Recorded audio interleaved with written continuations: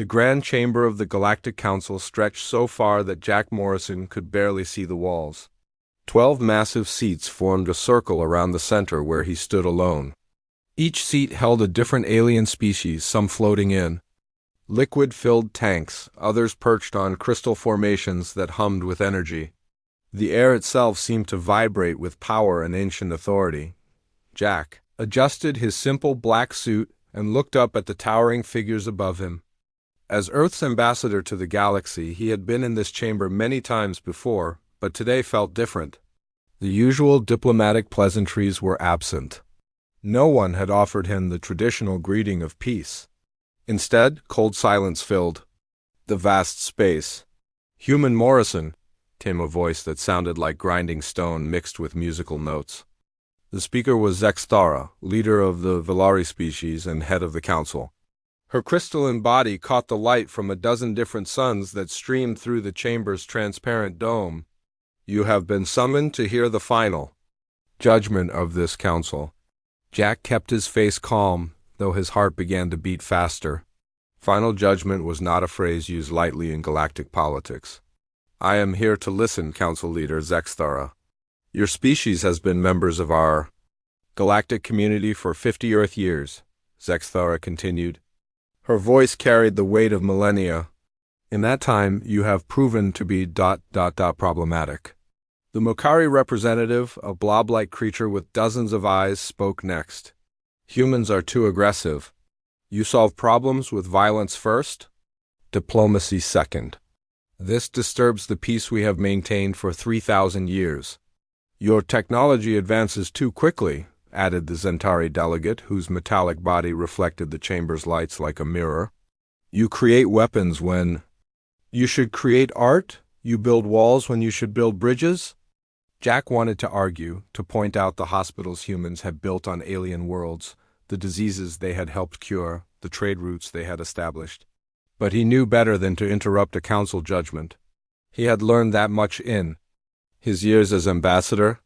"Most concerning," Zexthara said, her voice growing colder, "is your species' refusal to accept proper guidance. The council has existed for over 5,000 years. We have brought peace and order to this galaxy.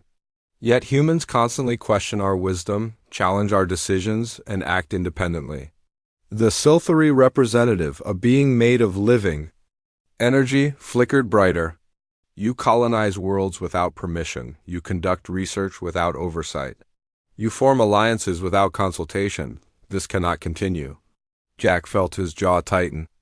Every example they gave was something humans had done to help others or protect themselves.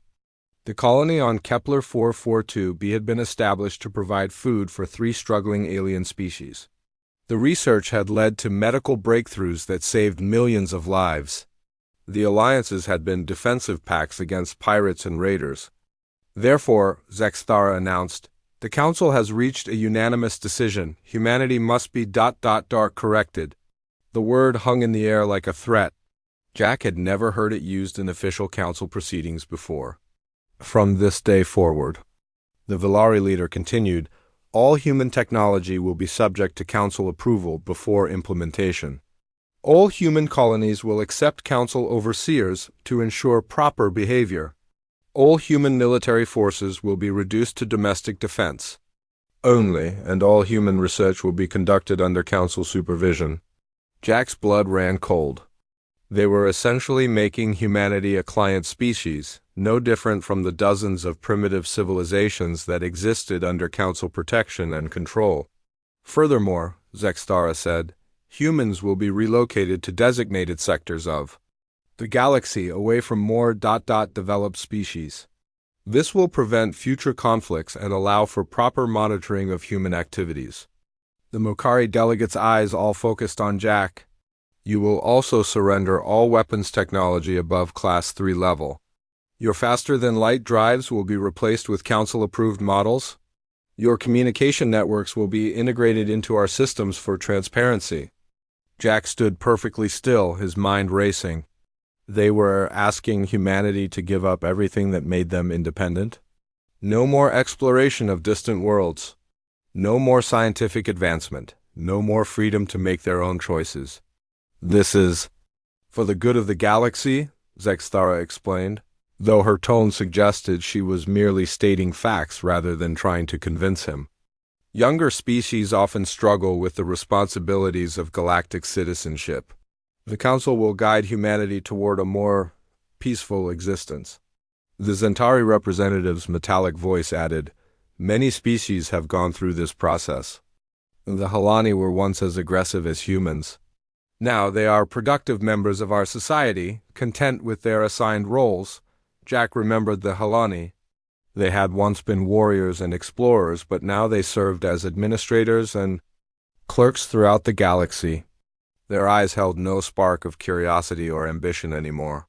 "The decision is final," Zexthara declared. "You have 7 standard days to return to Earth and inform your government of these new arrangements. Council ships will arrive in your solar system in 30 days to begin the transition process." "And if humanity refuses?" Jack asked quietly. The chamber fell silent. Several of the council members shifted in their seats as if the question surprised them. Finally, Zexthara spoke. "Refusal is not an option, Human Morrison. The Council controls all stargates, all major trade routes, and the combined military might of 12 species. Earth has a population of 8 billion. The Council protects over 2 trillion beings across the galaxy. The mathematics are simple," Jack nodded slowly. "I understand the Council's position. I request permission to return to Earth immediately to deliver this message." "Granted," Zexthara said with what might have been amusement. "We trust you will help your species understand the wisdom of compliance. Resistance would be unfortunate." As Jack turned to leave, he heard the Silthery representative whisper to another council member, "The humans will protest at first, but they will accept it. They always do." Jack walked across the vast chamber floor, his footsteps echoing in the silence. Behind him, the council members were already discussing other matters. As if humanity's fate had been a minor item on their agenda, the massive doors closed behind him with a sound like thunder. Jack Morrison stood alone in the corridor, carrying the weight of his species' future on his shoulders. In 7 days, he would have to tell 8 billion people that their freedom was over. But first, he had a very important call to make to Earth. The emergency session room in the White House had never seen anything like this. President Lisa Carter sat at the head of a long table surrounded by the most important people in human government. The room was filled with tension so thick it could be cut with a knife. Jack Morrison stood at the front of the room, having just finished his report about the Council's ultimatum. His voice had been steady throughout the presentation, but everyone could see the anger in his eyes. The silence that followed was deafening. "They want to turn us into pets," said General Pete Sullivan, his weathered face red with fury. The old soldier had fought in 3 wars and had never backed down from a fight. "Supervised, controlled, and kept in cages for their amusement," Admiral Kate Brooks nodded grimly. "The naval implications alone are staggering. They want us to give up our entire fleet and accept their escort ships. We would be completely dependent on them for everything." President Carter rubbed her temples. She had been in office for 6 years and had dealt with many crises, but nothing like this. "What are our options, people? And please speak plainly." Dr. Alex Turner, the head of the Global Science Council, cleared his throat. He was a thin man with graying hair who usually preferred his laboratory to political meetings. "Madam President, there are some things the Council doesn't know about. Projects we've been working on in secret." "What kind of projects?" Carter asked. "The kind that might change everything," Turner replied carefully. "We've been developing new technologies based on principles the Council has never seen. Drive systems that don't require their stargates. Energy sources that don't depend on their infrastructure. Communication networks that they can't monitor." General Sullivan leaned forward. "Are you saying we could actually fight them?" "I'm saying we might not have to," Turner answered. "We could leave," the room erupted in surprised voices. Everyone started talking at once until President Carter raised her hand for silence. "Explain," she said simply. Turner activated a holographic display in the center of the table. Images of star charts and technical diagrams filled the air. For the past 15 years, we've been working on something called the Independence Project. It started as a backup plan in case relations with the Council ever broke down. A backup plan for what? Asked Secretary of Defense John Williams. For complete self-sufficiency, Turner explained. We identified every technology, every resource, every system that we depend on the Council for. Then we found alternatives. Admiral Brooks studied the star charts. These navigation routes, they don't use the Council's stargates at all. Correct. Turner nodded. We've discovered ways to travel between stars that the Council never developed. Their gates are faster, but our methods are completely independent. President Carter stood up and walked to the window, looking out at the city beyond. You're talking about abandoning galactic civilization entirely. Yes, ma'am, Turner said quietly. We're talking about leaving. Where would we go? Asked Foreign Minister Rachel Green. The Council controls the entire galaxy. Turner smiled for the first time since entering the room. They control the galaxy. They know about, but space is bigger than they think. We've been exploring regions they've never visited. There are other civilizations out there, other possibilities. General Sullivan slammed his fist on the table. I don't like running from a fight. This isn't running, Turner replied. This is refusing to play their game by their rules. They expect us to either submit or fight a war we can't win. But there's a third option, which is? President Carter asked, turning back to face the room. We walk away, Turner said simply. We take our people, our technology, our knowledge, and we leave. Let them keep their galaxy. We'll find our own. The room fell silent again as everyone considered this. Radical idea. Finally, Admiral Brooks spoke up. The logistics would be incredible. We have colonies on 47 worlds, space stations throughout the galaxy, research facilities, mining operations, all of which can be evacuated, Turner interrupted. We've been planning for this possibility for years. Every human facility has extraction protocols. Every colonist knows the evacuation procedures. We could be gone in 6 months. And take everything with us? Asked Williams. Everything, Turner confirmed. Every piece of technology, every research database, every innovation we've ever made. The Council thinks they're getting rid of a problem, but they have no idea what they're actually losing. President Carter returned to her seat. Explain that. Doctor, Turner brought up new images on the holographic display. Humans have been involved in every major scientific breakthrough in the galaxy for the past 30 years. We've revolutionized their medicine, improved their transportation, enhanced their communication systems. We've trained their engineers, taught their scientists, and solved problems they couldn't handle alone. They don't see it that way, Jack Morrison said. To them, we're just aggressive primitives who need to be controlled. Which is exactly why this will work, Turner replied. They're so focused on what they think we are that they can't see what we've actually become. When we leave, they'll realize too late how much they depended on us. General Sullivan was studying the technical diagrams. This new drive system. How fast is it? Faster than anything the Council has, Turner said with pride. We've been testing it in secret for 2 years. We could reach the edge of the galaxy in months instead of years. President Carter looked around the room at each face. This is the biggest decision in human history. Are we really prepared to abandon everything we've built here? Madam President, Admiral Brooks said firmly, we're not abandoning anything. We're taking it with us. Every human, every achievement, every dream, we're just doing it somewhere else. And if the Council tries to stop us? Williams asked. Turner's expression grew serious. They can try.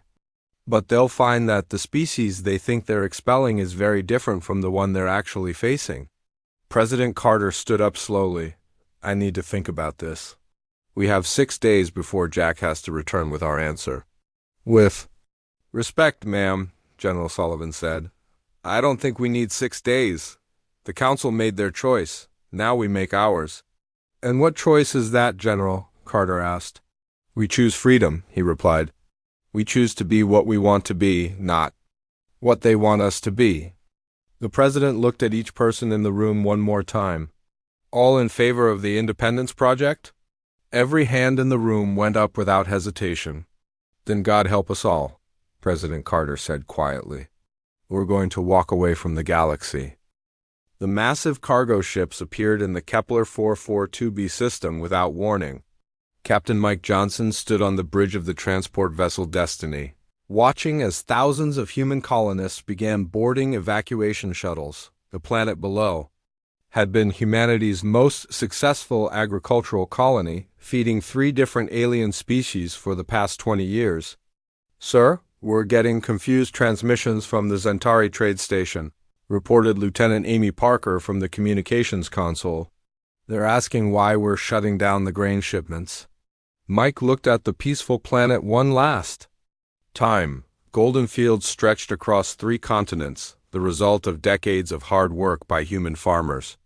Tell them we're conducting routine maintenance, nothing more. The evacuation of human colonies had been happening for 3 months now.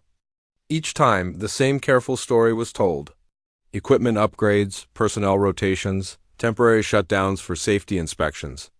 The aliens believed every word because they couldn't imagine humans would actually leave. Dr. Sarah Kim stood in the Mars Research Institute, watching her team pack up 25 years of scientific research. The laboratory had been a joint project, with the Mokari Science Council, and the alien scientists worked alongside humans every day. But now, every piece of human knowledge was being carefully removed. Dr. Kim, said her Mokari colleague Velanoth, his dozen eyes blinking in confusion. Why are you taking the quantum resonance data? That research belongs to both our species. Sarah felt a pang of guilt. Velanoth had been a good friend and an excellent scientist. I'm sorry, but this is human research. We developed it, we tested it, and we're taking it with us. Taking it where? Velanoth asked, his voice filled with worry. Somewhere safe, Sarah replied, sealing the last data container. She wanted to tell him the truth, but the evacuation plans were classified at the highest levels. Only humans knew. What was really happening? The systematic removal of human presence from the galaxy was like watching a magician's trick in reverse. Everything that looked permanent was actually portable. Every system that seemed integrated was actually independent. The aliens had no idea how much they relied on human innovation until it started disappearing. Captain Ben Rodriguez had spent 5 years training alien pilots in advanced navigation techniques. His students came from a dozen different species, and he had taught them skills that reduced space travel accidents by 70%. Now he was packing up his training materials and erasing the computer databases. Captain Rodriguez, said his best student, a Silthari named Thesara, whose energy form flickered with distress. The Navigation Council says you're being transferred. Where are you going? Ben looked at the eager young alien who had worked so hard to master human piloting methods. I'm going home, Thesara. I'm going back to where I belong. But you belong here, Thesara protested. You're the best navigation instructor in the galaxy. Without you, how will we learn the advanced techniques? You'll figure it out, Ben said, though he knew that wasn't true. The techniques he taught were based on human intuition and quick thinking that other species struggled to understand. Without human instructors, accident rates would climb again. The evacuation wasn't just about people and equipment. It was about knowledge, relationships, and connections that the aliens had taken for granted. Every human doctor, engineer, teacher, and trader was quietly disappearing, taking their expertise with them. On the trade station at Proxima Centauri, Merchant Captain Lisa Brooks was closing down the last human trading post in the sector. The station had been a hub of commerce for 15 years, connecting dozens of alien species with goods and services they needed. Captain Brooks, said Kethver, a Zentari merchant who had been her business partner for a decade. The rumors about human withdrawal, they're not true, are they? Lisa looked at the alien who had become a friend over the years. What rumors? That humans are leaving the galaxy, Kethver said, his metallic voice unusually quiet. That you're taking everything and going away. Lisa sealed the last shipping container. We're just reorganizing our operations, Kethver. Nothing to worry about. But as she spoke, She knew that Kethver's trade network would collapse within months. The efficient systems humans had built, the connections they had fostered, the trust they had established between hostile species, all of it would disappear with them. The most difficult part of the evacuation was the secrecy. Humans had formed genuine friendships with many aliens over the decades. Dr. Emma Walsh had saved thousands of alien lives with her medical research.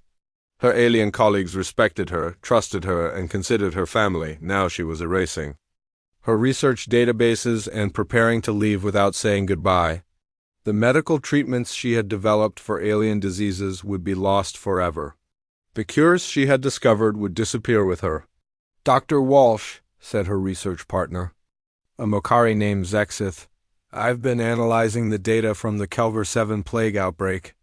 Your treatment protocols are remarkable. We should publish them immediately." Emma looked at the kind alien who had worked beside her for 15 years. "I need to review the data first. Give me a few days." But there wouldn't be a few days. The evacuation ship would arrive tomorrow, and Emma would be gone. The knowledge that could save millions of alien lives would leave with her. Because the Council had decided that humans were too dangerous to remain free, the pattern repeated across the galaxy. Human mining operations shut down, taking their advanced extraction techniques with them.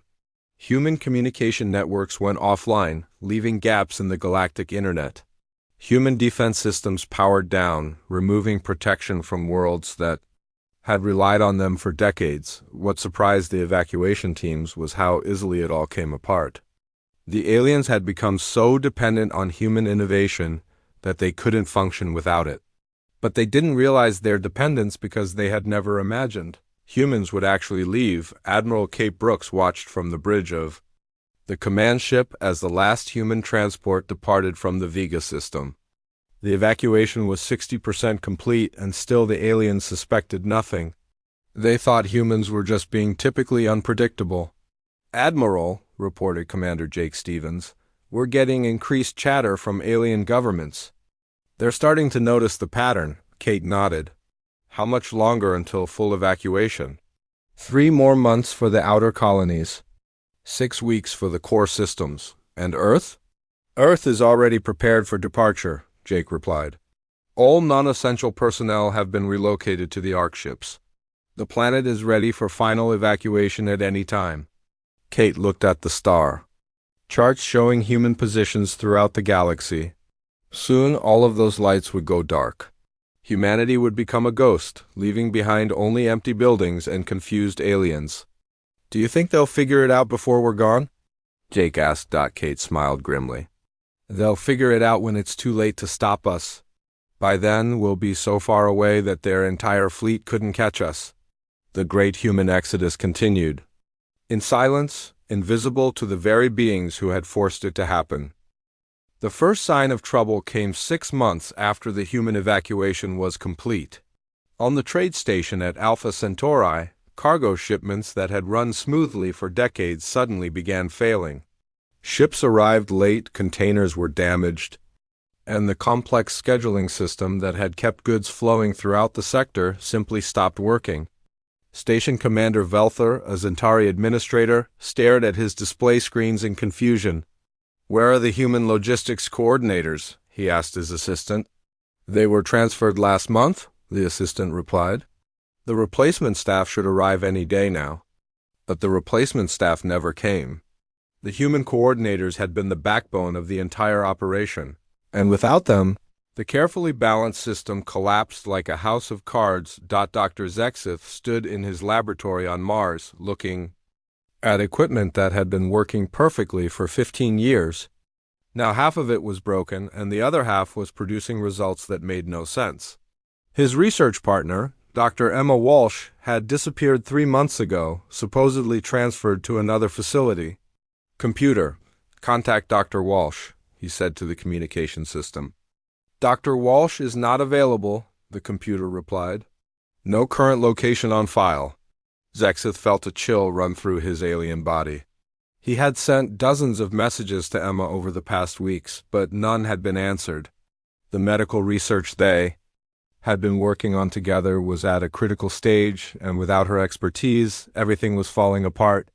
On the agricultural world of Kepler 442b, the three alien species that depended on human-grown food were beginning to panic. The grain shipments had stopped completely, and the automated farming systems that humans had installed were breaking down one by one. "We need human technicians," declared Kethver, a Zentari merchant who had worked with Captain Lisa Brooks for years. "The food production systems are failing, and we don't know how to fix them. The humans said they would return after their equipment upgrades," replied Thesara, the Silthari Council member who had been trained by Captain Ben Rodriguez. "But it's been months, and we haven't heard from them." Kethver's metallic body reflected his growing anxiety. "I've tried to contact Lisa Brooks hundreds of times. Her ship, her trading company, her home base, everything comes back as no longer in service. It's like she never existed." The pattern was repeating across the galaxy. Human businesses were simply gone. Human research facilities stood empty. Human colonies had been abandoned overnight, leaving behind only empty buildings and confused alien neighbors. The crisis deepened when the Kelver 7 plague outbreak began. It started as a minor infection among the Mokari population, but within weeks it had spread to 3 different species. Dr. Emma Walsh had developed treatment protocols for this exact type of plague years earlier, but she was nowhere to be found. "We need the human medical data," Dr. Velenuth told the Emergency Medical Council. Dr. Walsh's research contained the cure for this plague. Without it, we could lose millions of lives. "The data servers are empty," reported the Zentari technician. "All human medical research has been removed from the Galactic database." "That's impossible," Velenuth protested. "That research was supposed to be shared with all species." "The humans took it with them," the technician said quietly. "All of it." The realization hit the medical council like a physical blow. Humans hadn't just left, they had taken their knowledge with them. Decades of research, treatments, and cures had vanished overnight. Meanwhile, space travel was becoming increasingly dangerous. Without human navigation instructors, accident rates had tripled. The advanced techniques that Captain Ben Rodriguez had taught were proving impossible for other species to master on their own. "We need Captain Rodriguez back," Admiral Kexton of the Silthari Navy told his staff. "Our pilots are crashing at rates we haven't seen in decades." "Sir, we've been trying to locate him for months," his aide reported. "His training facility is abandoned. His ship is gone. We can't find any trace of him anywhere." "What about the other human instructors?" "All gone, sir. Every single one." The Admiral's energy form flickered with worry. "Find them. I don't care what it costs. We need those humans back." But the search efforts were futile. Humans had vanished from the galaxy as completely as if they had never existed. The only evidence of their presence was the empty buildings they had left behind, and the failing systems they had once maintained. The situation became desperate when the Mokari Science Council discovered that their most advanced research projects were grinding to a halt. The quantum resonance technology that Dr. Sarah Kim had helped develop was beyond their ability to maintain. "We don't understand how it works," admitted Chief Scientist Velkara to the emergency session. "The humans designed it, built it, and operated it. We just used the results." "Surely they left instructions," suggested Council Leader Zexvara. "They took everything," Velkara replied. "Every schematic, every manual, every piece of documentation. The systems are shutting down one by one, and we can't fix them." The council chamber fell silent as the magnitude of the problem became clear. Humans hadn't just been workers in the galactic community, they had been the engineers, the innovators, the problem solvers who kept everything running. The final shock came when the Galactic Council realized that even their own systems were failing. The communication networks that connected thousands of worlds had been quietly maintained by human technicians for decades. The defense systems that protected Council space had been designed and upgraded by human engineers. How did we not know this? Sexthara demanded during an emergency council session. How did we not realize how dependent we had become? The humans were discreet, admitted the Zentari representative. They worked behind the scenes, solving problems before we even knew they existed. And now? Now those problems are coming back, the Zentari said grimly. All of them at once. Trade routes that had operated smoothly for decades were breaking down. Planets that had enjoyed peace and prosperity were facing shortages and system failures. The careful balance that had maintained galactic civilization was collapsing. We need to find them, Zexthara declared. We need to bring the humans back. We've been trying, reported the Mokari intelligence chief. Our best tracking systems can find no trace of them. It's as if they've left the galaxy entirely. That's impossible, Zexthara snapped. Where would they go? We don't know, the intelligence chief admitted, but wherever they are, they're beyond our reach. The council members looked at each other with growing alarm. They had expelled humans to protect galactic peace and order.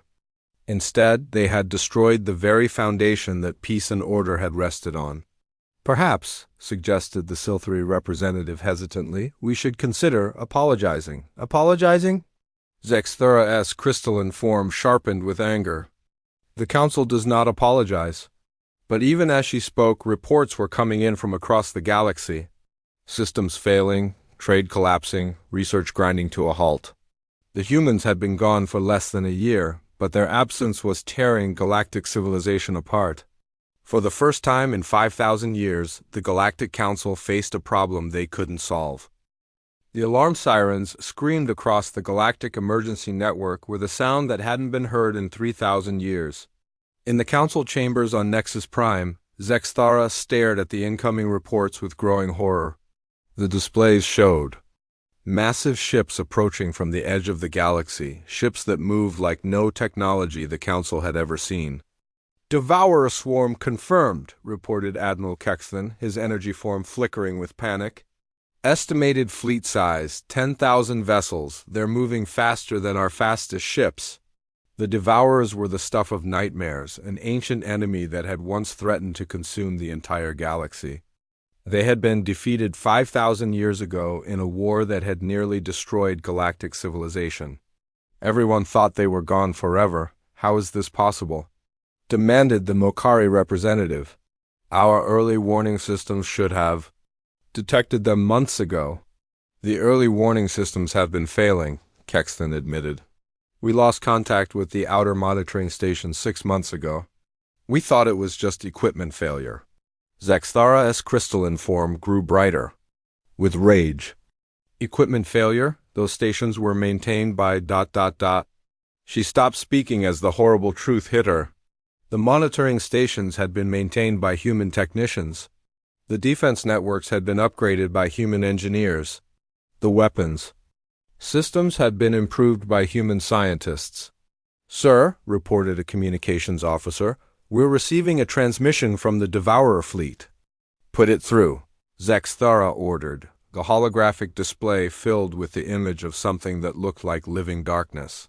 The Devourer commander spoke in a voice like grinding metal. Council species, it said, you have grown weak. Your defenses are broken. Your weapons are obsolete. We have returned to finish what we started 5,000 years ago. The transmission ended, leaving the council chamber in stunned silence. What are our defensive capabilities? Zexthara asked, though she dreaded the answer. Admiral Kexthan consulted his reports.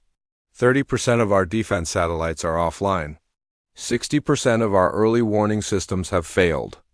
Our main fleet hasn't been properly maintained in 2 years. Why not? Demanded the Zentari representative.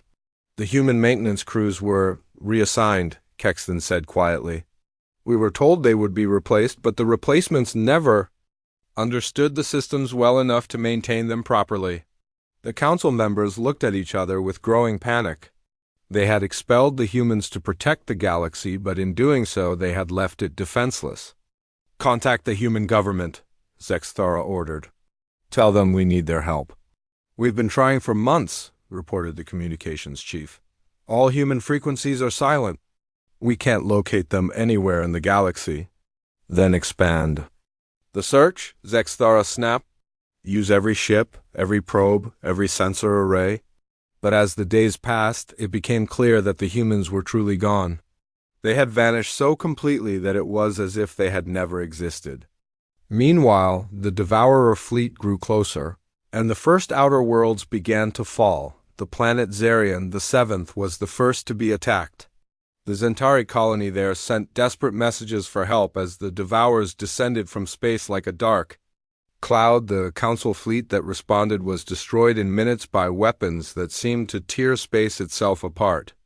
"We need the human weapon designs," Admiral Kexton reported after the disaster. "Our current weapons can't even scratch their hull armor." "What human weapon designs?" asked Zexthara. "The ones they developed in secret," Kexton explained. "Our intelligence reports showed that humans had advanced weapons research programs, much more advanced than anything we approved." "And where are those designs now?" "Gone," Kexton said simply. "The humans took everything with them." 3 more worlds fell before the Council received an unexpected transmission. It came on frequencies they had never seen before, using encryption, methods that were completely unknown.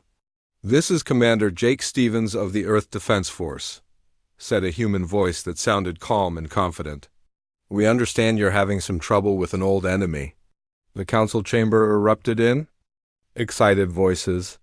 "Finally, contact with the humans. Finally, hope for salvation." "Commander Stevens," Zexthara said quickly, "we need your assistance. The Devourer swarm has returned, and our defenses are inadequate." "Yes, we're aware of the situation," Jake replied. "We've been monitoring their movement for some time." "Monitoring?" Zexthara was confused. "From where?" "From beyond the galactic rim," Jake explained.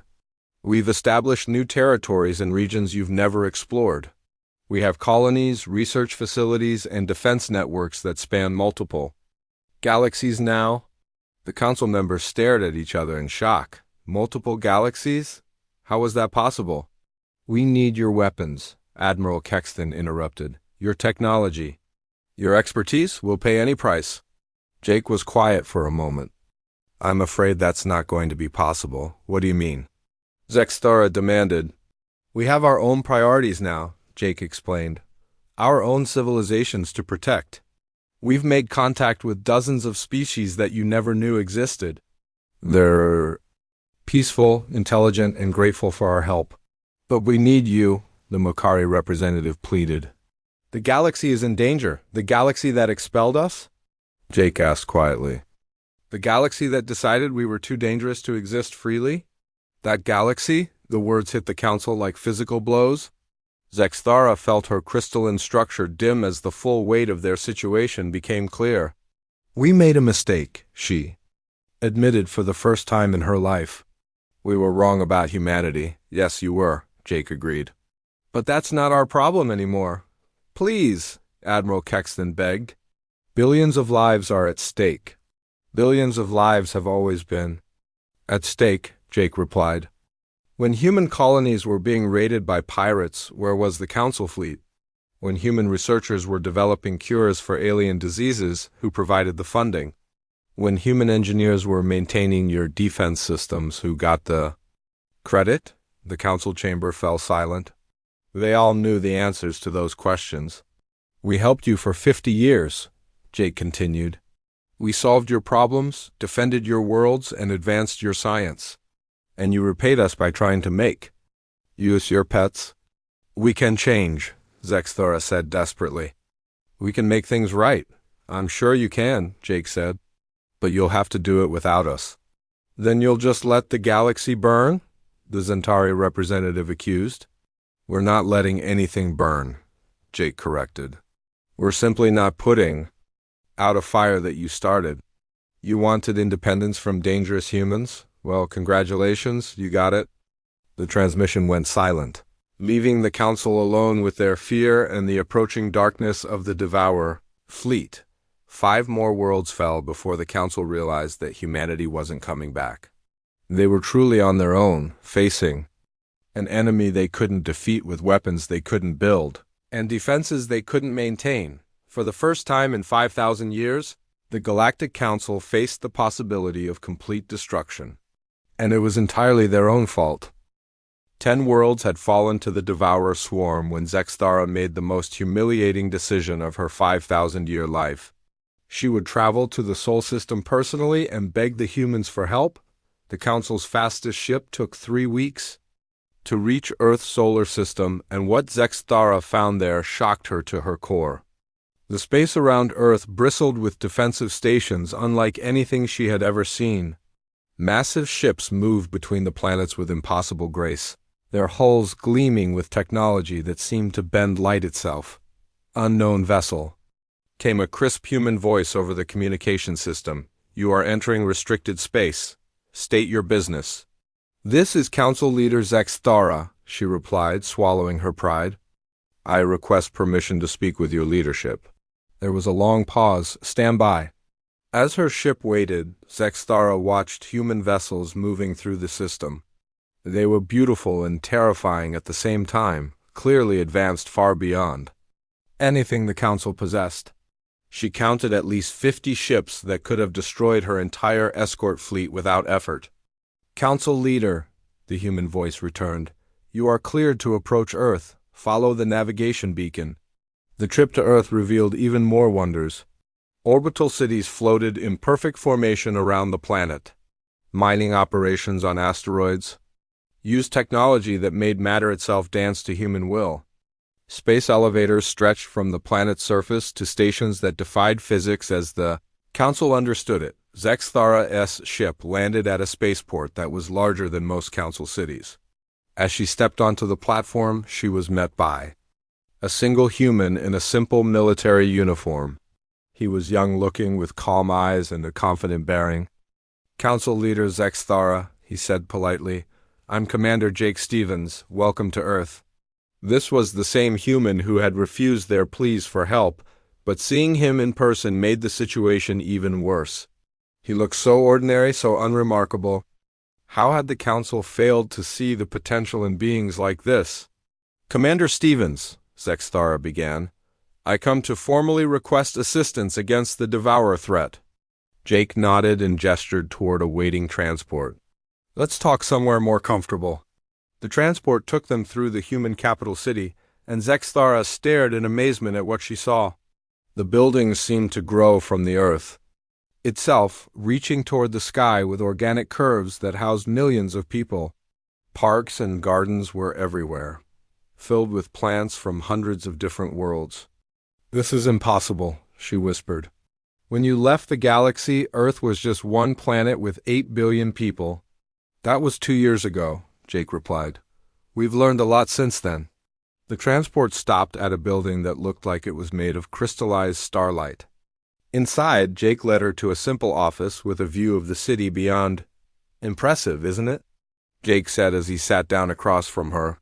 "We've had some very good teachers since we left the galaxy." "Teachers?" Zexthara asked. "The Ethereal Collective. The Void Walkers, the Star Shepherds," Jake listed casually. "Civilizations that exist beyond your galaxy's borders. They've been watching the Council for millennia, waiting to see if you would evolve beyond your need to control others." Zexthara felt her crystalline structure dim with shame.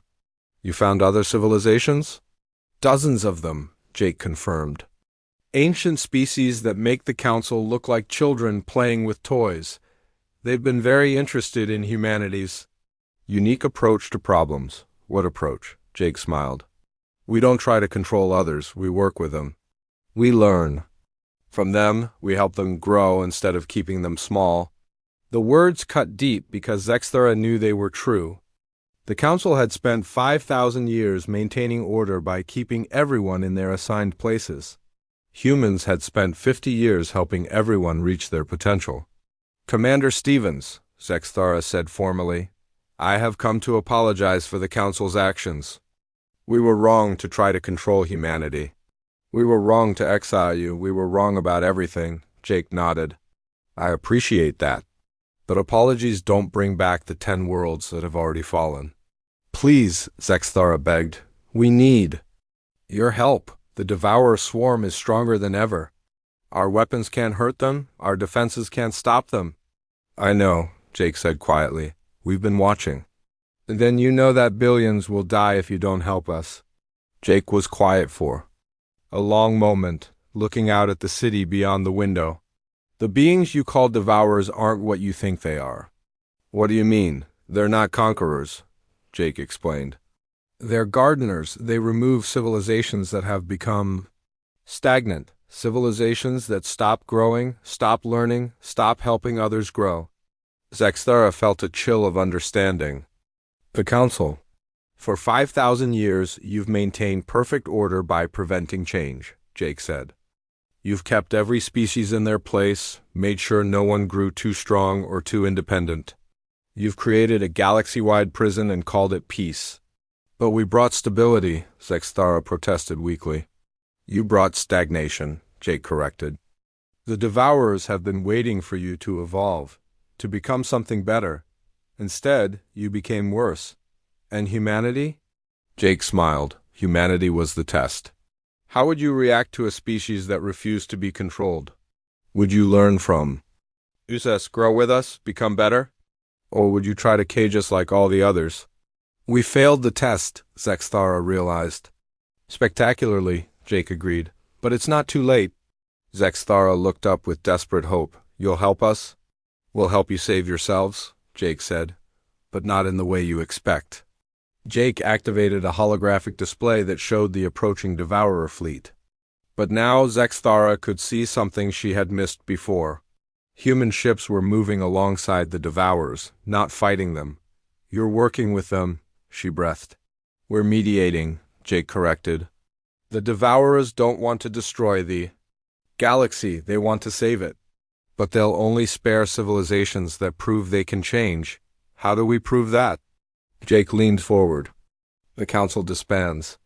Every species becomes truly independent. You stop trying to control others and start helping them grow. You become partners instead of rulers. That would mean the end of everything we've built. It would mean the beginning of everything you could become, Jake replied. The choice is yours, Council Leader, evolution or extinction. Zexthara stared at the young human who held the fate of the galaxy in his hands. And if we agree, if we change, then humanity will. Help rebuild the galaxy into something better, Jake promised. We'll share our technology, our knowledge, our connections with other civilizations. We'll help every species reach their full potential.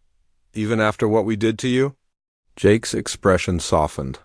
Especially because of what you did to us. You forced us to leave, to grow, to become more than we ever thought possible. In a way, you gave us the greatest gift imaginable.